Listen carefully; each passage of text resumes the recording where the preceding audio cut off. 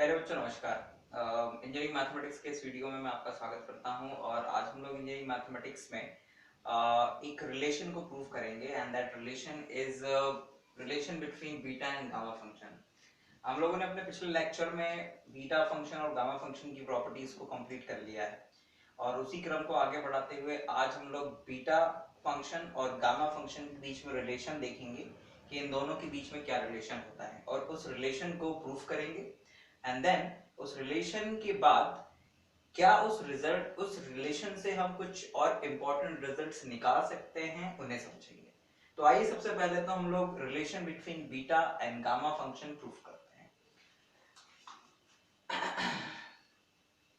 Statement है student, prove that beta mn is equals to gamma n upon gamma m plus n, right, where m is greater than 0 and n is greater than 0.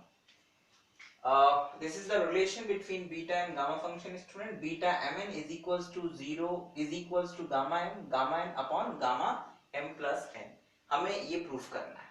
और इसकी शुरुआत हम लोग proof की कुछ इस तरह से करते हैं। ठीक ना, शुरुआत हम लोग कुछ इस तरह से करेंगे। By definition of gamma function, by definition of gamma function, gamma n is equals to 0 to infinite e to the power minus x raised to the power n minus 1 dx, right? Now this implies that gamma n is equals to z raised to the power n 0 to infinite e to the power minus zx x raised to the power n minus 1 dx. This is one. Actual में gamma function की एक property जब हम लोगों ने पढ़ा था, properties of gamma function, तो उसमें हमने एक प्रॉपर्टी प्रूफ किया था कि gamma n is equals to z raise to the power n 0 to infinite e to the power minus zx x raise to the power n minus 1 dx होता है। और ये प्रॉपर्टी इसी से ही प्रूफ होती है अगर हम लोग इसमें x इज इक्वल्स टू, अगर हम x is equals to zy substitute कर लें, किसमें, इसमें, इस गामा फंक्शन की डेफिनेशन में अगर ये सब्स्टिट्यूट कर दें तो हमें ये मिल जाता है। नाउ स्टूडेंट, इस इक्वेशन नंबर 1 को हम इस तरह से भी लिख सकते हैं, क्या, gamma n upon z raise to the power n 0 to infinite e to the power minus zx x raise to the power n minus 1 dx। और इस प्रॉपर्टी को स्टूडेंट आप समझने की कोशिश करिएगा। व्हाट इट रिप्रेजेंट, मतलब ये रिजल्ट अपने आप में क्या रिप्रेजेंट करता है। ये रिजल्ट एक्चुअल में रिप्रेजेंट करता है कि अगर e की पावर माइनस zx है, इंटीग्रेशन x के रिस्पेक्ट में हो रहा है और x raise to the power n minus 1 है, आई रिपीट, x के रिस्पेक्ट में इंटीग्रेशन और माइनस x का कोफिशिएंट z, तो माइनस x का जो कोफिशिएंट है वो गामा n के डिवाइड में आएगा उतनी ही पावर से जितना कि ये है, मतलब जितना कि गामा n है। मतलब अगर यहाँ n की जगह m होगा तो यहाँ m आ जाएगा, यहाँ m हो जाएगा। अगर यहाँ पर z की जगह पर मान लीजिए z ना हो, z प्लस 1 हो, तो यहाँ z की जगह z प्लस 1 आ जाएगा और उसके ऊपर पावर n आ जाएगी। मतलब जो यहाँ होगा वो यहाँ आएगा, जो n यहाँ होगा वही n यहाँ और यहाँ आएगा। ये रिजल्ट एक्चुअल में बताता है कौन, हमने 1 को ही इस तरह से लिख दिया 3। इसको दिमाग में रखिएगा, ये बहुत ही काम की चीज है बिकॉज इसका इस्तेमाल हम लोग आगे करने वाले हैं। नाउ अब इक्वेशन नंबर को वापस हम लोग यूज करेंगे और उसमें हम लोग कुछ मल्टीप्लाई करने वाले हैं दोनों और। तो multiply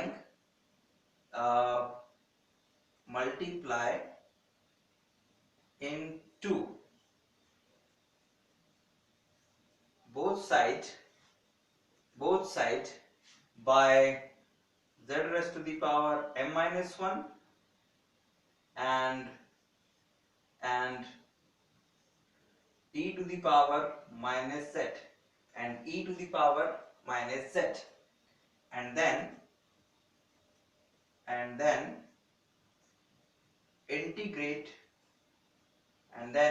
integrate with respect to z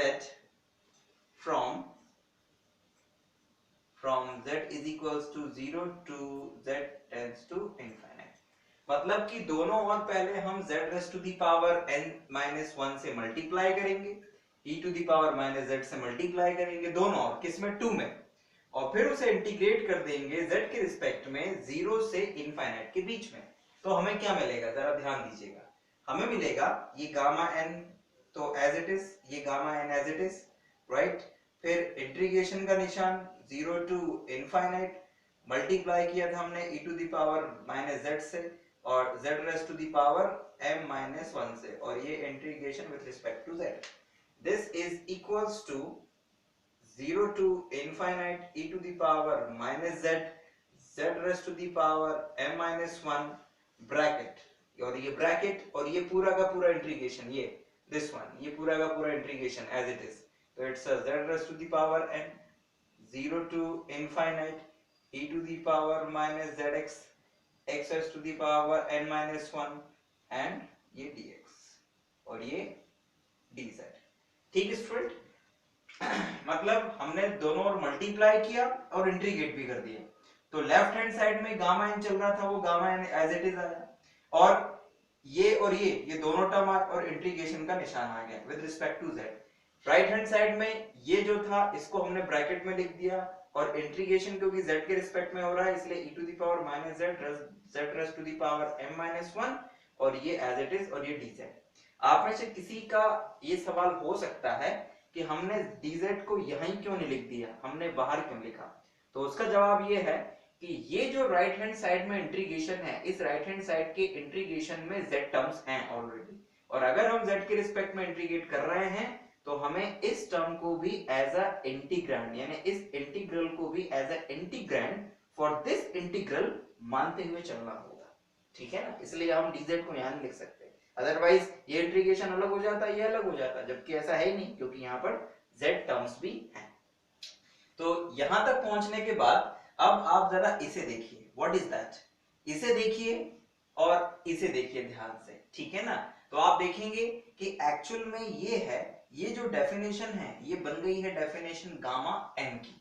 और अब आप ये समझ गए होंगे कि हमने इन्हीं दोनों से मल्टीप्लाई क्यों किया दोनों, और z के रिस्पेक्ट में इंटीग्रेट क्यों किया, बिकॉज हम यहाँ पर गामा m बनाना चाहते थे, ठीक है ना, बिकॉज जो भी यहाँ पर पावर होती है वो यहाँ आ जाती है, तो हमने इसीलिए z raise to the power m minus 1 से मल्टीप्लाई किया ताकि हम इसे गामा m बना सकें, ठीक है ना। और dz वेरिएबल तो कुछ भी हो सकता है, x की जगह आप z कर दे तो भी कोई दिक्कत नहीं है बिकॉज डेफिनेट इंटीग्रल है। तो ये डेफिनेशन बन गई बच्चों गामा n की, और इस इंटीग्रल को थोड़ा सा सिंपलीफाई करके हम लिख देते हैं कुछ इस तरह से, हम इसे लिख सकते हैं, क्या लिख सकते हैं, it's gamma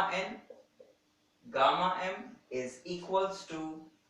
0 to infinite, 0 to infinite, okay, एक z की लिमिट है और x की है, एक x की है। Look now e to the power ये है माइनस zx और ये है माइनस z, इसमें से अगर हम कॉमन ले लें माइनस z तो अंदर रह जाएगा 1 प्लस x, राइट। ये है z raise to the power m minus 1, ये है z raise to the power n, तो हम इसे लिख सकते हैं z raise to the power m plus n minus 1, और ये है क्या बचा, और ये बचा x raise to the power n minus 1, और ये लिख दिया हमने x raise to the power n minus 1, ये dx और ये dz, ठीक है ना। अब जरा ध्यान दीजिएगा कि इस इंटीग्रेशन में, जो कि डबल इंटीग्रेशन है फिलहाल, इस इंटीग्रेशन में जो इंटीग्रेशन का ऑर्डर है वो क्या था, कहने का मेरा मतलब यह है कि इस डबल इंटीग्रेशन में पहले किसके रिस्पेक्ट में इंटीग्रेशन हुआ, x के रिस्पेक्ट में कि z के रिस्पेक्ट में, तो जवाब आपको यहां से मिलेगा। देखिए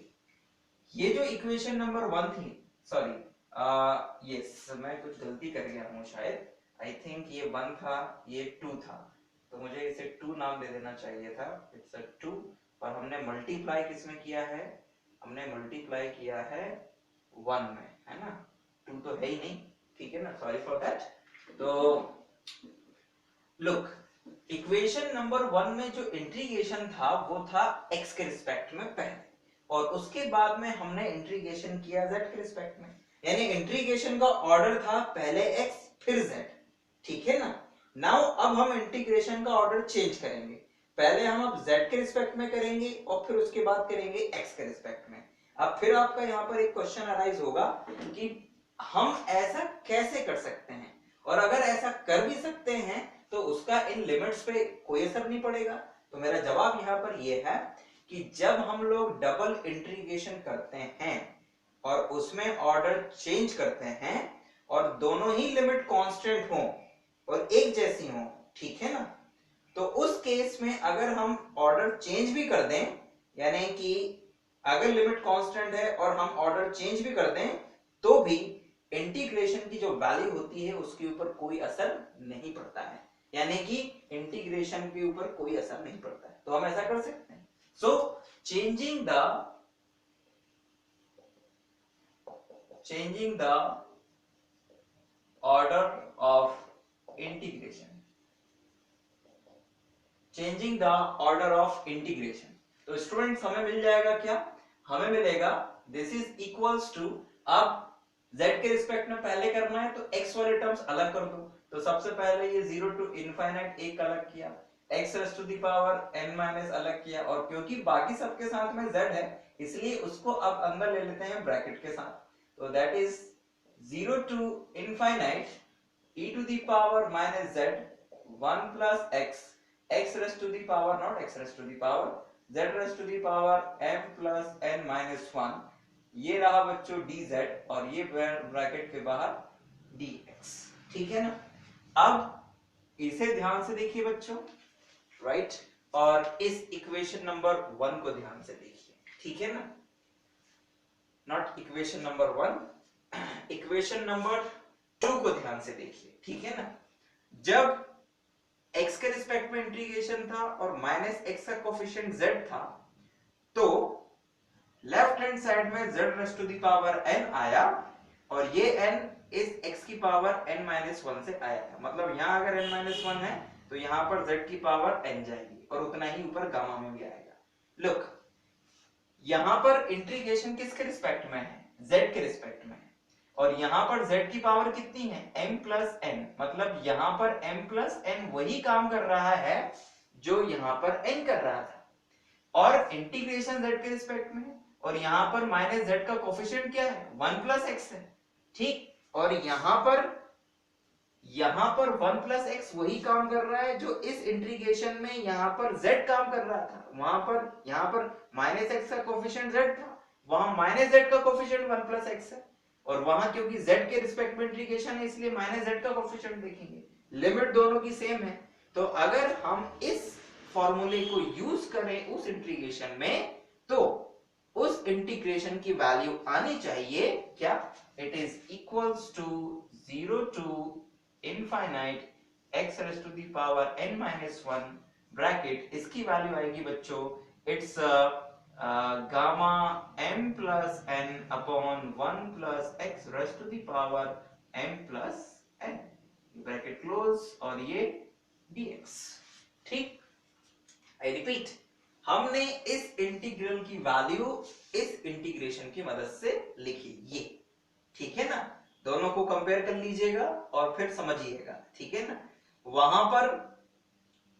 m प्लस n का काम कर रहे हैं, वहां पर 1 प्लस x z का काम कर रहा है, इसीलिए उसका फॉर्मूला बना gamma m plus n upon 1 plus x raise to the power m plus n।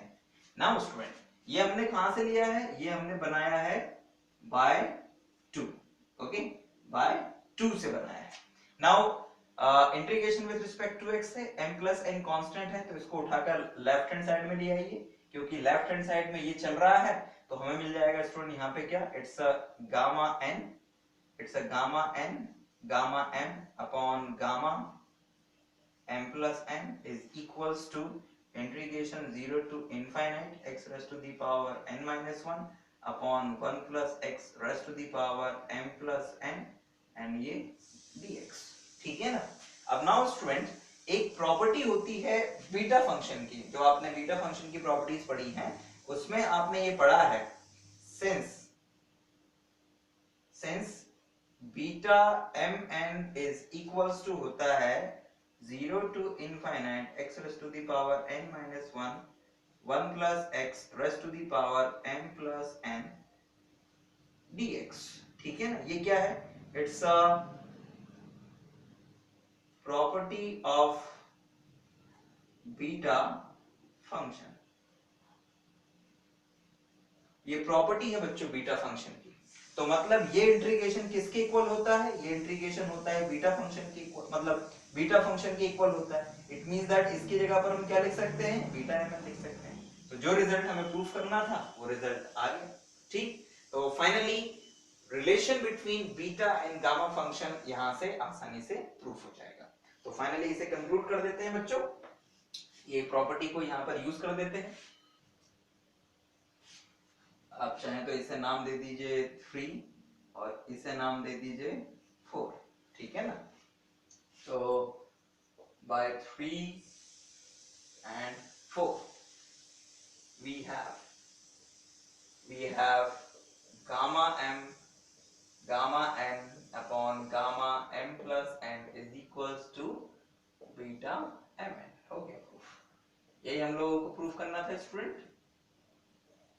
ठीक है ना। तो इट्स वेरी इजी रिजल्ट, और ये result exam point of view से बहुत ही इंपॉर्टेंट है, अक्सर फाइनल एग्जाम में पूछा जाता है। अब इस रिलेशन की मदद से हम एक इंपॉर्टेंट रिजल्ट प्रूफ करेंगे, और वो रिजल्ट है बच्चों, prove that gamma half is equals to root pi. ठीक है, हम इस रिजल्ट की मदद से प्रूफ करेंगे, prove that gamma half is equals to root pi. आइए जरा इसे प्रूफ इस रिजल्ट को प्रूफ करने के लिए हम लोग यूज करेंगे दिस वन। क्या, वी नो दैट क्या जानते हैं हम जानते हैं कि gamma n upon gamma m plus n is equals to beta m n. This is equation number 1। also by property of beta function. बच्चों बीटा फंक्शन की एक प्रॉपर्टी होती है, ये हम लोगों ने प्रूफ भी कर चुके हैं। क्या होती है कि beta m n is also equals to integration 0 to pi by 2 sin theta raised to the power 2m minus 1 and cos theta raised to the power 2n minus 1 d theta। ये property होती है beta function की, correct. Sorry, यहाँ पर 2 भी होता है। तो beta m n is equals to this property होता है बच्चों, और जरा देखिए beta m n is equals to ये भी होता है। अब अगर हम इन दोनों का यूज करें बाय 1 and 2, तो हम लिख सकते हैं 2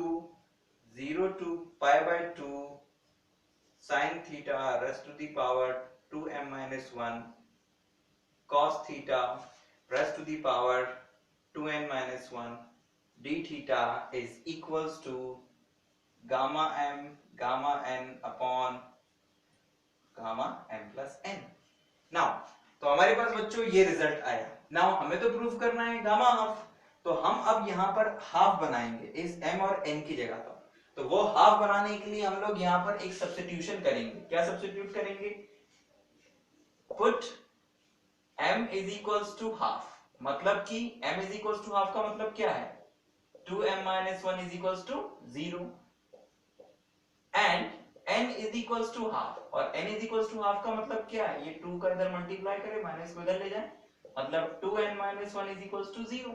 मतलब कि 2m minus 1 is equals to 0 and 2n minus 1 is equals to 0 substitute करेंगे तो जरा देखिए ये पावर 0 हो जाएगी, ये भी पावर 0 हो जाएगी। तो हमें क्या मिल जाएगा, हमें मिलेगा 2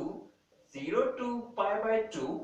sin theta raised to the power 0 मतलब कि 1 cos theta raised to the power 0 मतलब कि 1, ये d थीटा, और यहां मिलेगा gamma half upon gamma half plus half, correct. इसे इंटीग्रेट करिए बच्चों, तो आपको इंटीग्रेशन में मिलेगा 2 theta limit 0 to pi by 2 and this is what, this is gamma half whole square और gamma half plus gamma half it's gamma one.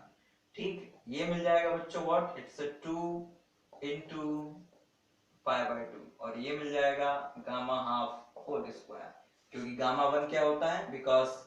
Because gamma one is equals to 1 होता है। ठीक है ना, ये 2 से 2 कैंसिल हो गया, ये स्क्वायर को उठा के यहाँ रूट चढ़ा दीजिए, तो आपको मिलेगा root pi is equals to